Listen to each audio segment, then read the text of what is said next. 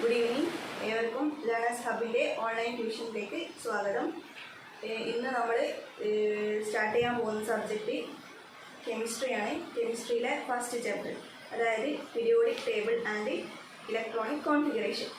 ഇതിൽ പറയുന്നത് എന്താണെന്ന് വെച്ചാൽ, നമ്മൾ പ്രീവിയസ് ക്ലാസ്, അതായത് മുന്നത്തെ ക്ലാസ്സിൽ നമ്മൾ ആറ്റംസിൻ്റെ സ്ട്രക്ചർ പഠിക്കുന്നുണ്ട്, കുറേ സ്ട്രക്ചേഴ്സ് പഠിക്കുന്നുണ്ട്.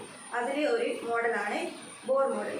ബോർ മോഡലിൽ ബോർ പറയുന്നത് എന്താണെന്ന് വെച്ചാൽ, ഇലക്ട്രോൺസ് വിന്യസിച്ചിരിക്കുന്നത്, അതായത് ഡിസ്ട്രിബ്യൂട്ട് ചെയ്തിരിക്കുന്നത് ന്യൂക്ലിയസിന് ചുറ്റുമുള്ള ഷെൽസിലാണ്. അതായത് ന്യൂക്ലിയസ് സെൻറ്ററിലാണ് ഉണ്ടാകുക, ന്യൂക്ലിയസിനോട് ചുറ്റുമായിട്ടാണ് ഷെൽസ് ഉണ്ടാവുക. 4 ഷെല്ലായിട്ടാണ് ബോർ മോഡലിൽ പറയുന്നത്: K shell, L shell, M shell and N shell. അതായത് ഫസ്റ്റത്തത് K shell, L shell, M shell and N shell. K ഷെല്ലിൽ മാക്സിമം 2 ഇലക്ട്രോൺസേ പറ്റൂ, അതായത് 2 ഇലക്ട്രോൺസിന് ഓക്യുപ്പൈ ചെയ്യാനുള്ള സ്പേസ് മാത്രമേ ഉള്ളൂ. എൻ ഷെല്ലിൽ 8 ഇലക്ട്രോൺസിനെ നമുക്ക് ഉൾക്കൊള്ളിക്കാൻ കഴിയും. അതുപോലെ എമ്മിൽ 18 ഇലക്ട്രോൺസ് പറ്റും, എന്നിൽ 32 ഇലക്ട്രോൺസ് ഡിസ്ട്രിബ്യൂട്ട് ചെയ്യാൻ പറ്റും. ഇതിൽ നമ്മൾ ലിഥിയത്തിൻ്റെ ഇലക്ട്രോണിക് കോൺഫിഗറേഷൻ പറയുകയാണെങ്കിൽ, ലിഥിയത്തിൻ്റെ അറ്റോമിക് നമ്പർ 3 ആണ്.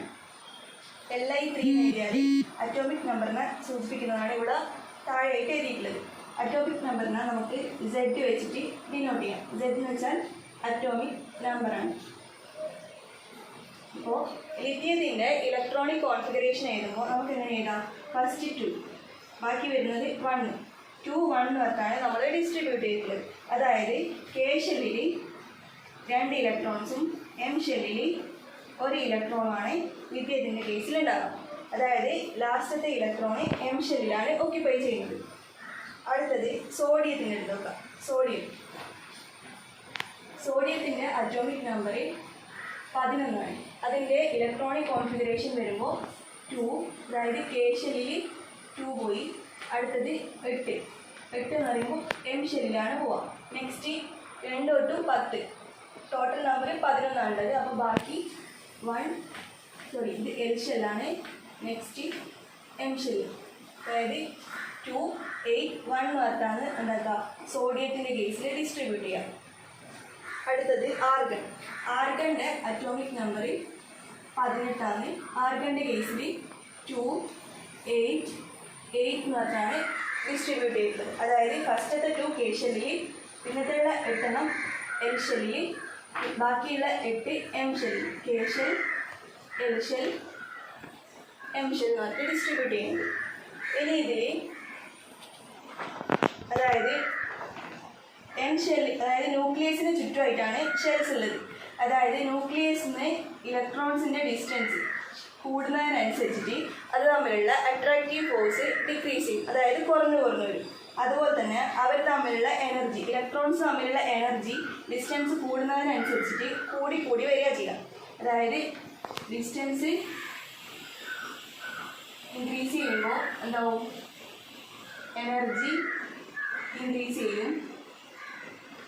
അതുപോലെ തന്നെ ഡിസ്റ്റൻസ് ഇൻക്രീസ് ചെയ്യുമ്പോൾ അവർ തമ്മിലുള്ള ഫോഴ്സ് എന്താവും? ഫോഴ്സ് ഡിക്രീസ് ചെയ്ത് വരും.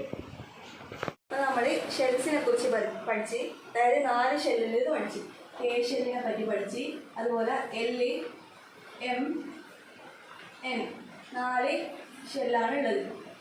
ഇനി ഈ ഷെല്ലിൽ, അതായത് ഇലക്ട്രോൺസ് ഷെല്ലിൻ്റെ സബ് ഷെല്ലിലാണ് ഡിസ്ട്രിബ്യൂട്ട് ചെയ്തിട്ടുണ്ടാകുക. അതായത് കെ ഷെല്ലിൻ്റെ സബ് ഷെല്ലാണെന്ത്? എസ്. അതായത് കെ ഷെല്ലിന് ഒറ്റൊരു സബ് ഷെല്ല് മാത്രമേ ഉള്ളൂ, അത് എസ്. എൽ ഷെല്ലിൻ്റെ സബ് ഷെല്ലാണ് എസ്, പി. 2 സബ് ഷെല്ലുണ്ട് എല്ലിൽ, അതായത് എസ്, പി. ഇനി എം ഷെല്ലിന് 3 സബ് ഷെല്ലുണ്ട്. ഏതൊക്കെയാണെന്ന് വെച്ചാൽ എസ്, പി, ഡി. ഇതാണ് എമ്മിൻ്റെ 3 സബ് ഷെല്ല്. നെക്സ്റ്റ് എന്നിന് 4 സബ് ഷെല്ലുണ്ട്, അതായത് എസ്, പി, ഡി, എഫ് എന്ന് പറഞ്ഞിട്ട് 4 സബ് ഷെല്ലാണ് ഉള്ളത്. ഇനി എസ്സിൽ മാക്സിമം നമ്പർ ഓഫ്, അതായത് എസ്സിൽ കൊള്ളിക്കാൻ പറ്റുന്ന മാക്സിമം നമ്പർ ഓഫ് ഇലക്ട്രോൺസിൻ്റെ എണ്ണം 2 ആണ്. പിയിൽ മാക്സിമം നമ്പർ ഓഫ് 6 ഇലക്ട്രോൺസിനെ നമുക്ക് ഉൾക്കൊള്ളിക്കാൻ കഴിയും. അതുപോലെ ഡിയിൽ മാക്സിമം 10 നമ്പേഴ്സിനെ പറ്റും. എഫിൽ മാക്സിമം 14 ഇലക്ട്രോൺസിനെയാണ് നമുക്ക് എന്താക്കാൻ പറ്റുക, ഡിസ്ട്രിബ്യൂട്ട് ചെയ്യാൻ പറ്റുക. അപ്പോൾ ഇനി ഇതിൽ ഇപ്പോൾ നമ്മൾ ഫസ്റ്റ് ഷെല്ലിൻ്റെ സബ് ഷെല്ലിനെ ഡിനോട്ട് ചെയ്യാൻ വേണ്ടിയിട്ട് 1s മാത്രമാണ് എഴുതുക.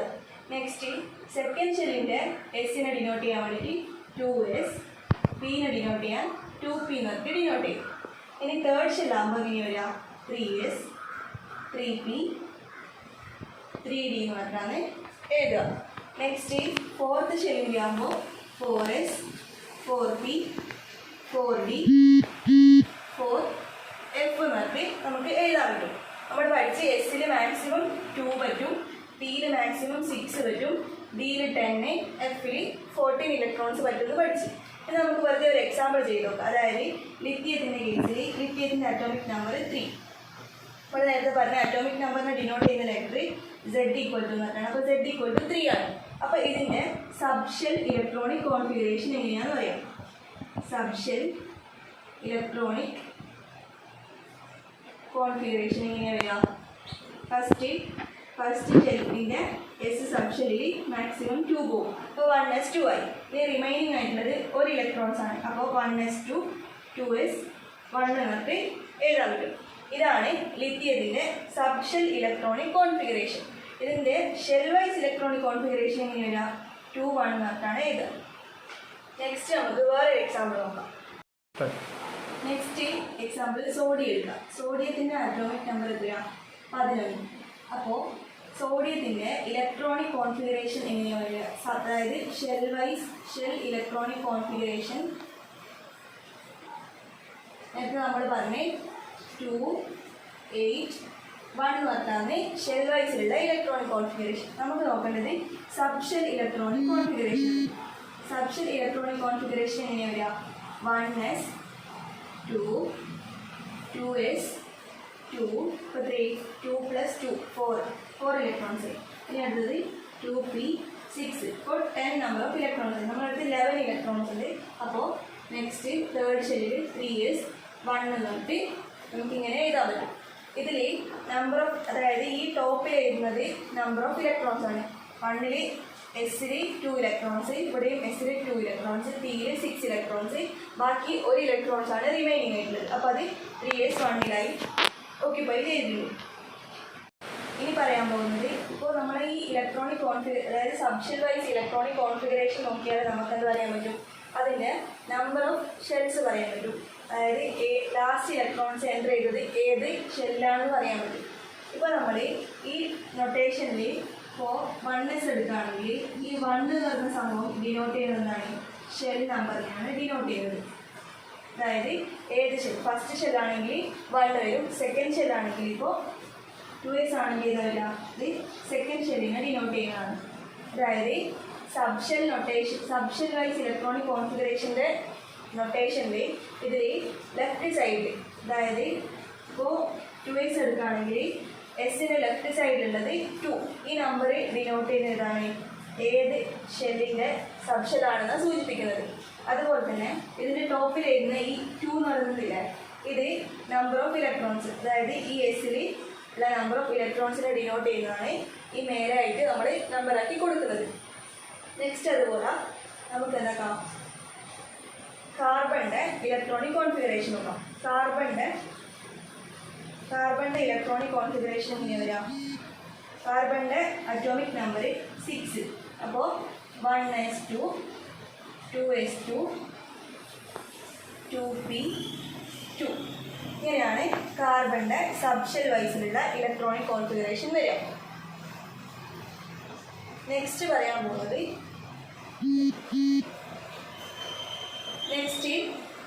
എനർജി ലെവൽസിനെ പറ്റിയിട്ടാണ് പഠിക്കാൻ പോകുന്നത്. നെക്സ്റ്റ് സബ്ഷെല്ലിൻ്റെ എനർജി ലെവൽസിനെ പറ്റിയിട്ടാണ് പഠിക്കാൻ പോകുന്നത്.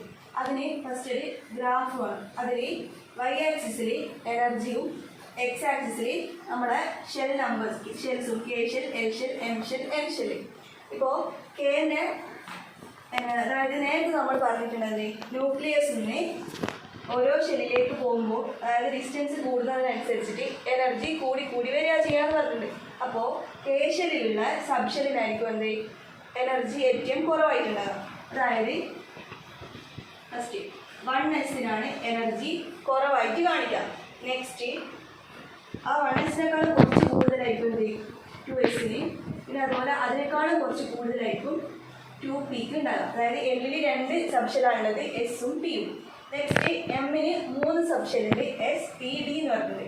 അപ്പോൾ 2p കൂടുതലായിരിക്കും എന്ത് 3s ഉണ്ടാകുക. നെക്സ്റ്റ് അതിനേക്കാളും കൂടുതലാണ് 3p ഉണ്ടാകുക. അപ്പോൾ 3p കൂടുതലായിരിക്കും 3d. ഇനി എൻ സബ്ഷെല്ലിൻ്റെ കേസിൽ ഒരു വ്യത്യാസം വരുന്നത് എന്താണെന്ന് വെച്ചാൽ, അതായത് 4s എനർജി ലെവൽ 3pൻ്റെയും 4dൻ്റെയും ഇടയിലായിരിക്കും വരിക. അതായത് 3d കുറവായിരിക്കും 4s എനർജി ലെവൽ വരിക. പിന്നെ 4s കഴിഞ്ഞ് 3d കഴിഞ്ഞ് എന്നിട്ടാണ് എന്ത് വരിക 4p എനർജി ലെവൽ വരിക. ഇതാണ് ഈ ഗ്രാഫ് നമുക്ക് മനസ്സിലാക്കാൻ പറ്റുന്നത്. അതായത് 4s എനർജി ലെവൽ 3dൻ്റെയും 3pൻ്റെയും ഇടയിലായിട്ടായിരിക്കും വരിക. അപ്പോൾ നമുക്ക് ഇനി ഒരു എക്സാമ്പിൾ എടുക്കാം. പൊട്ടാസ്യത്തിൻ്റെ കേസ് എടുക്കുമ്പോൾ പൊട്ടാസ്യം K19 അതിൻ്റെ അറ്റോമിക് നമ്പർ. അതിൻ്റെ ഇലക്ട്രോണിക് കോൺഫിഗറേഷൻ എങ്ങനെയാണ്? First 1s2 2s2 2p6 3s2 4 6 10 12 3p6. Next 4s 1ലേക്കാണ് പോവുന്നത്. അതായത് 1s 2s 2p 3s 3p കഴിഞ്ഞ് 4s കഴിഞ്ഞിട്ടാണ് 3dയിലേക്ക് പോകേണ്ടത്. അത് എന്തുകൊണ്ടാണെന്ന് വെച്ചാൽ അതായത് 3p കഴിഞ്ഞാലുള്ള എനർജി ലെവൽ കൂടുതലുള്ളത് 4s.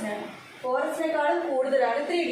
അപ്പോൾ നമ്മൾ ഇൻക്രീസിങ് ഓർഡറിലാണ് ഇതിനെ അറേഞ്ച് ചെയ്തിട്ടുള്ളത്. അതായത് 1s less than 2s less than 2p less than 3s less than 3p less than 4s less than 3d. അതായത് 3dക്കാണ് ഹയസ്റ്റ് ആയിട്ടുള്ള എനർജി ഉള്ളത്. അതുകൊണ്ട് ഇങ്ങനെയാണ് നമ്മൾ എന്താക്കുക സബ്ഷെൽ വൈസ് ഇലക്ട്രോണിക് കോൺഫിഗറേഷൻ എഴുതുമ്പോൾ 4s കഴിഞ്ഞിട്ടാണ് 3dനെ ഡിനോട്ട് ചെയ്യുക. അപ്പോൾ പൊട്ടാസ്യത്തിൻ്റെ കേസിലുള്ള സബ്ഷെൽ ഇലക്ട്രോണിക് കോൺഫിഗറേഷനാണ് ഇത്. 1s2 2s2 2p6 3s2 3p6 കഴിഞ്ഞിട്ട് പിന്നെ 4s 1ലേക്കാണ് പോകുന്നത്. അതുപോലെ തന്നെ നമുക്ക് വേറൊരു എക്സാമ്പിൾ എടുക്കാം. ഇപ്പോൾ സ്കാൻഡിയത്തിൻ്റെ അറ്റോമിക് നമ്പർ 21 ആണ് വരുന്നത്. അതിനെങ്ങനെയാണ് പോവുക? 1s2 2s2 2p6 3s2 3p6. ഇപ്പോൾ 2 4 10 12 18. Next 4s 2 3d 1d. അതായത് 4s കഴിഞ്ഞിട്ടാണ് 3d വരുന്നത്. അപ്പോൾ 2 4 10 12 18 20 21. ഇതാണ് സ്കാൻഡിയത്തിൻ്റെ സബ്ഷെൽ വൈസിലുള്ള ഇലക്ട്രോണിക് കോൺഫിഗറേഷൻ.